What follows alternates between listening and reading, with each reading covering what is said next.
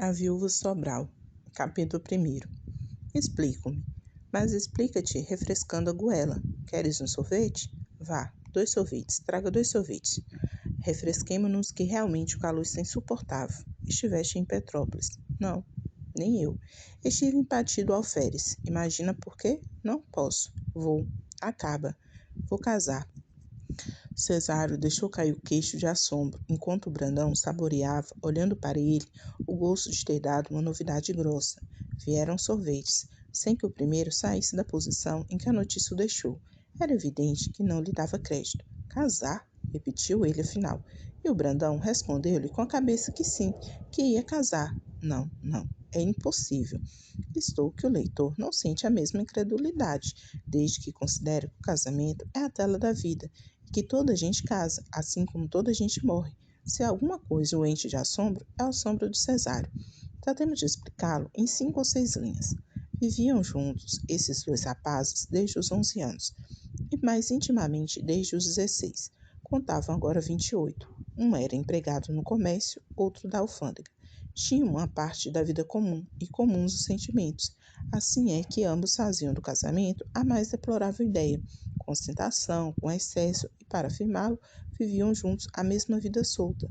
Não só entre eles deixara de haver segredo, mas até começava a ser impossível que houvesse, desde que ambos davam os mesmos passos, de um modo uníssono. Começa a entender o espanto do Cesário? Dá-me a tua palavra que não está brincando? Conforme. Quando eu digo que vou casar, não quero dizer que tem uma dama pedida. Quero dizer que o namoro está a caminho, que dessa vez é sério. Essa adivinhar quem é? Não sei.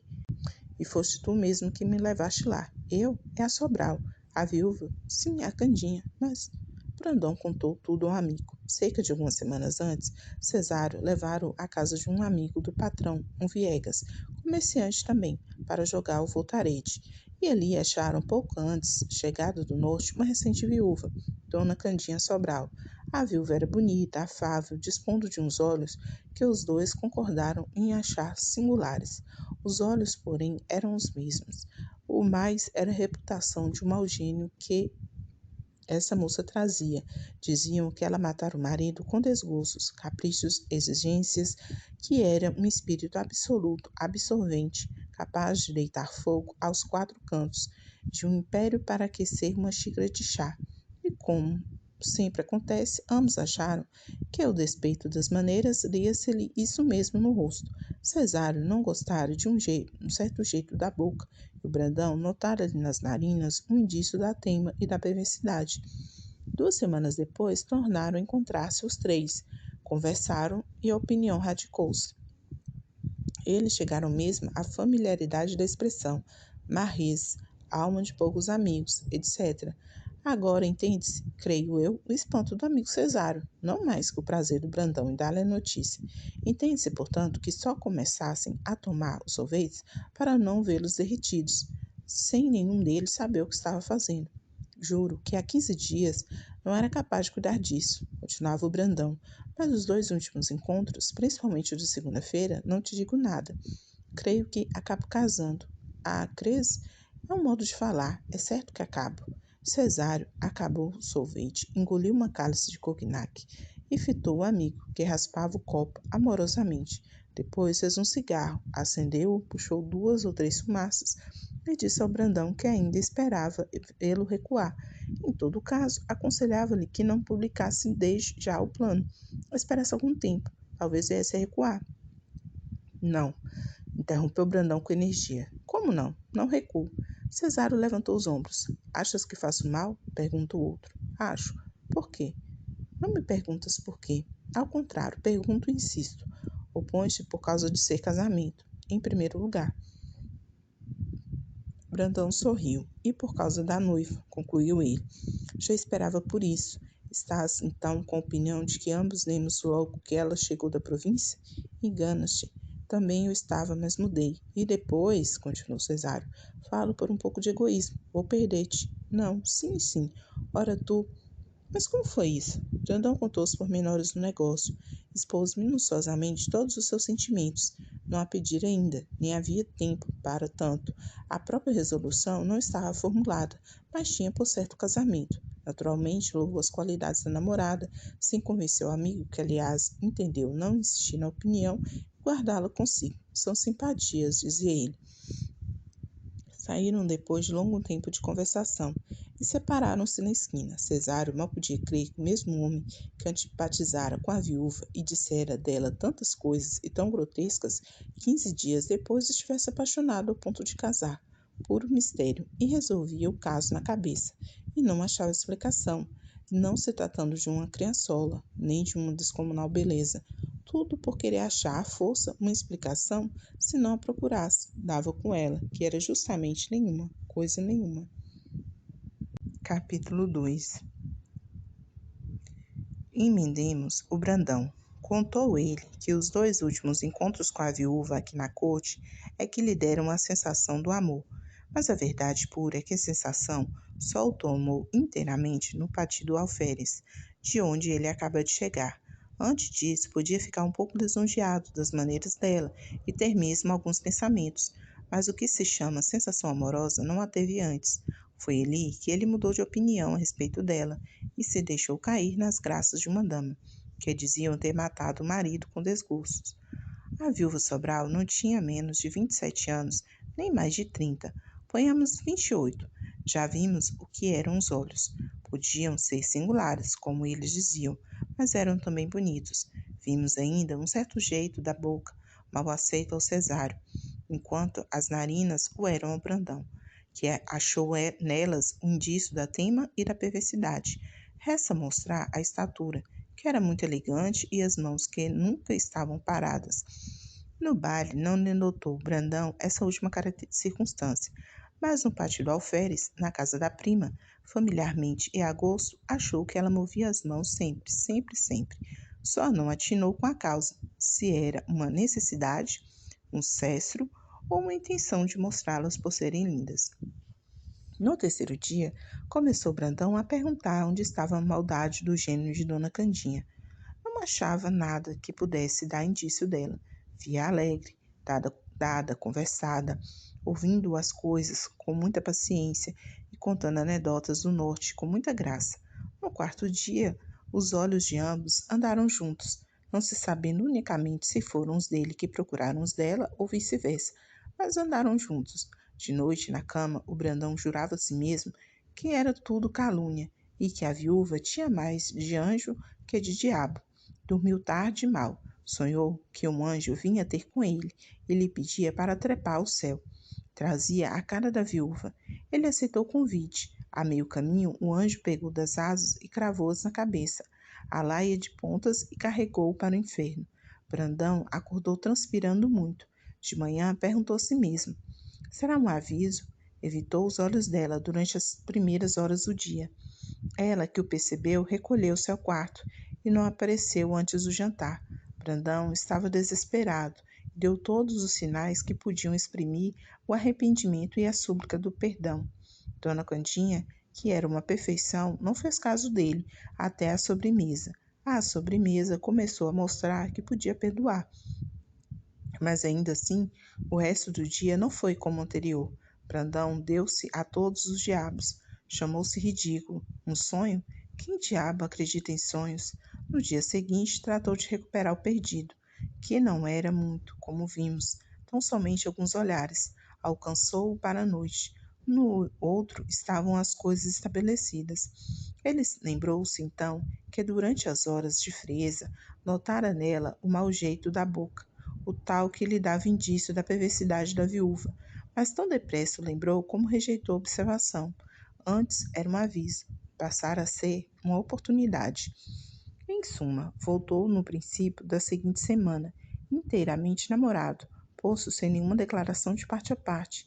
Ela pareceu-lhe ficar saudosa. Brandão chegou a lembrar-se que a mão dela, à despedida, estava um pouco trêmula, mas como a dele também tremia, não se pode afirmar nada. Só isso, não havia mais do que isso. No dia que ele referiu ao Cesário que ia casar, que não pensava senão o casamento, era verdade. Dona Candinha voltou para a corte daí a 2 semanas, e ele estava ansioso por vê-la, para lhe dizer tudo, tudo, e pedi-la e levá-la à igreja. Chegou a pensar no padrinho, seria o inspetor da alfândega. Na alfândega, notaram-lhe os companheiros um certo ar distraído e às vezes superior, mas ele não disse nada a ninguém. Cesário era o confidente único, e antes não fosse o único. Ele procurava-o todos os dias para lhe falar da mesma coisa, com as mesmas palavras e inflexões. 1 dia, 2 dias, 3 dias, vá, mais 7, mais 15, mais todos. Cesário confessava-lhe rindo que era demais. Realmente, Brandão, tu estás que pareces um namorado de 20 anos. O amor nunca é mais velho, retargueu o outro, e depois de fazer um cigarro, puxar 2 fumaças e deixá-lo apagar, continuava a repetição das mesmas coisas e palavras, com as mesmíssimas inflexões. Capítulo 3. Vamos e venhamos. A viúva gostava um pouco do Brandão. Não digo muito, digo um pouco, e talvez muito pouco. Não lhe parecia grande coisa, mas sempre era mais que nada. Ele fazia-lhe amiudadas visitas e olhava muito para ela, mas como era tímido, não lhe dizia nada, não chegava a planear uma linha. Em que ponto vamos, em suma? Perguntava-lhe o Cesário um dia, fatigado de só ouvir entusiasmos. Vamos devagar, devagar, mas com segurança. Um dia recebeu Cesário um convite da viúva para lá ir a uma reunião familiar. Era a lembrança do Brandão, que foi ter com ele e pediu-lhe instantemente que não lhe faltasse.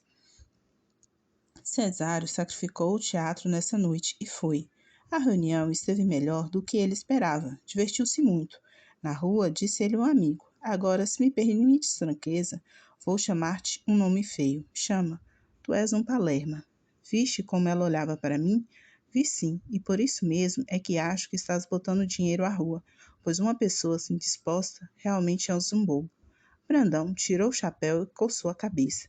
Para falar a verdade, eu mesmo já tenho dito essas coisas, mas não sei que acho em mim. Acanho-me, não me atrevo. Justamente um palerma. Andaram ainda alguns minutos calados. E não te parece esplêndida? Perguntou Brandão. Não, isso não. Mais bonita do que a princípio, é verdade. Fez-me melhor impressão.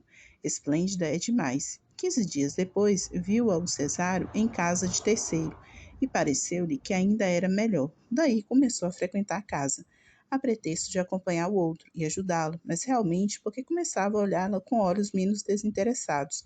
Já aturava com paciência as longas confissões do amigo, chegava mesmo a procurá-las. Dona Candinha percebeu, em pouco tempo, que, em vez de um, tinha 2 adoradores. Não era motivo de pôr luto ou deitar fogo à casa. Parece mesmo que era caso de vestigá-las. E a rigor, se alguma falha havia, era que eles fossem 2, e não 3 ou 4. Para conservar os 2, Dona Candinha usou um velho processo, dividindo com o segundo as esperanças do primeiro, e ambos ficavam entusiasmados. Verdade é que o Cesário, posto não fosse tão valente como dizia, era muito mais que o Brandão, de maneira que, ao cabo de algumas dúzias de olhares, apertou-lhe a mão com muito calor. Ela não o apertou de igual modo, mas também não se deu por zangada nem por achada. Continuou a olhar para ele. Mentalmente comparava-os. Um dia, o Brandão descobriu um olhar trocado entre o amigo e a viúva. Naturalmente ficou desconsolado, mas não disse nada. Esperou. Daí a 2 dias notou mais 2 olhares e passou mal a noite. Dormiu tarde e mal. Sonhou que matara o amigo. Teve a ingenuidade de contá-lo a este, que riu muito, e disse-lhe que fosse tomar juízo. Você tem coisas. Pois bem, somos concordes nisso. Deixo de voltar à casa dela. Isso nunca. Então que queres? Quero que me digas francamente se gostas dela e se vocês se namoram.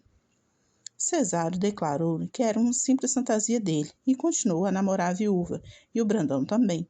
E ela aos 2, todos com maior unanimidade. Naturalmente, as desconfianças reviveram, e assim as explicações, e começaram os azedumes e as brigas. Uma noite, sendo os 2 de volta da casa dela, estiveram a ponto de brigar formalmente. Mais tarde separaram-se por dias, mas como Cesário teve de ir a Minas, o outro reconciliou-se com ele à volta, e dessa vez não estou, para que tornasse a frequentar a casa da viúva. Essa é que lhe mandou convite para outra reunião, e tal foi o princípio de novas contendas. As ações de ambos continuavam no mesmo pé. A viúva distribuía cinesas com igualdade prodigiosa, e o Cesário começava a achar que a complacência para com o outro era longa demais. Nisso, apareceu no horizonte uma pequenina mancha branca. Era algum navio que se aproximava com as velas abertas. Era um navio de alto bordo, um viúvo, médico, ainda conservado, que entrou a cortejar a viúva. Chamava-se João Lopes. Já então, o Cesário tinha arriscado uma carta, e mesmo duas, sem obter resposta. A viúva foi passar alguns dias fora. Depois da segunda, quando voltou, recebeu terceira, em que o Cesário lhe dizia as coisas mais ternas e súplices. Essa carta deu-la em mão. Espero que não conservará mais tempo na incerteza em que vivo. Peço-lhe que releia as minhas cartas. Não as li, nenhuma, 4 palavras da primeira apenas. Imaginei o resto, imaginei a segunda. Cesário refletiu alguns instantes. Depois disse com muita discrição: Bem, não lhe pergunto os motivos, porque sei que me hão de desenganar, mas eu não quero ser desenganado. Peço-lhe só uma coisa. Peça. Peço-lhe que leia essa terceira carta, disse ele, tirando a carta do bolso. Aqui está tudo o que estava nas outras. Não, não, perdão, pedi-lhe isto. É um favor último. Juro que não tornarei mais. Dona Candinha continuou a recusar. Ele deixou a carta no Dunkerque, cumprimentou-a e saiu. A viúva não desgostou de ver a obstinação do rapaz. Teve curiosidade de ler o papel e achou que o podia fazer sem perigo. Não transcrevo nada, porque eram as mesmas coisas de todas as cartas de igual gênero. Dona Candinha resolveu dar-lhe resposta igual à das primeiras, que era nenhuma. Cesário teve o desengano verbal. 3 dias depois o atribuiu ao Brandão. Este aproveitou a circunstância de achar-se só para dar a batalha decisiva. É assim que ele chamava a todas as escaramuças. Escreveu-lhe uma carta que ela respondeu deste modo: Devolvo o bilhete que me entregou ontem por engano, e desculpe se li as primeiras palavras. Afianço-lhe que não vi o resto. Pobre diabo, quase teve uma congestão. Meteu-se na cama 3 dias e levantou resolvido a voltar lá. Mas a viúva tornara a sair da cidade. 4 meses depois, estava casada ela com o médico. Quanto ao Brandão e ao Cesário, que já estavam brigados, nunca mais se falaram. Criaram ódio um do outro. Ódio implacável e mortal. O triste é que ambos começaram por não gostar da mesma mulher, como o leitor sabe, se lembra do que leu.